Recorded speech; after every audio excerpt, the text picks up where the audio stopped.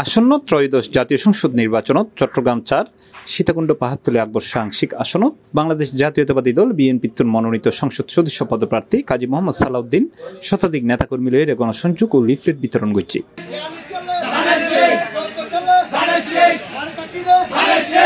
শনিবার বিকালে সীতাকুণ্ড পৌরসভার বিভিন্ন ওয়ার্ডত গণসংযোগকালে তিনি বিভিন্ন পেশার মাইচুর মারে কুশল বিনিময় করে। আমরা প্রত্যেককে আহ্বান জানাই, আমরা আজকের গণসংযোগ এই ওয়ার্ডে সেটা সংক্ষিপ্ত করে আমরা বেগম খালেদা জিয়ার জন্য যে দোয়া মাহফিলের আয়োজন করেছি সেখানে আপনারা সবাই অংশগ্রহণ করবেন।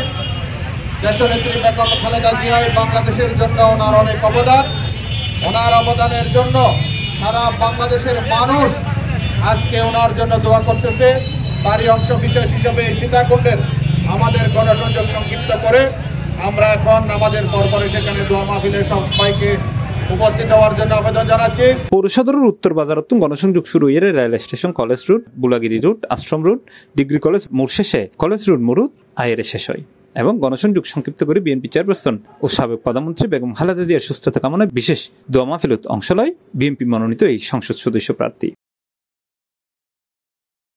এই সময় তারা গণসংযোগে উপস্থিত ছিল উপজেলা বিএনপির সাবেক সাধারণ সম্পাদক জয়নাল আবেদিন দুলাল, সাবেক সদস্য সচিব গাজী মোহাম্মদ সুজাউদ্দিন, পৌর বিএনপির সাবেক সাধারণ সম্পাদক একেএম শামসুল আলম আজাদ, ইউনিয়ন বিএনপির নেতা কাজী এনামুল বারী, জাফর ভুইয়া, মোহাম্মদ আকবর হোসেন সহ আরো বোধকেই।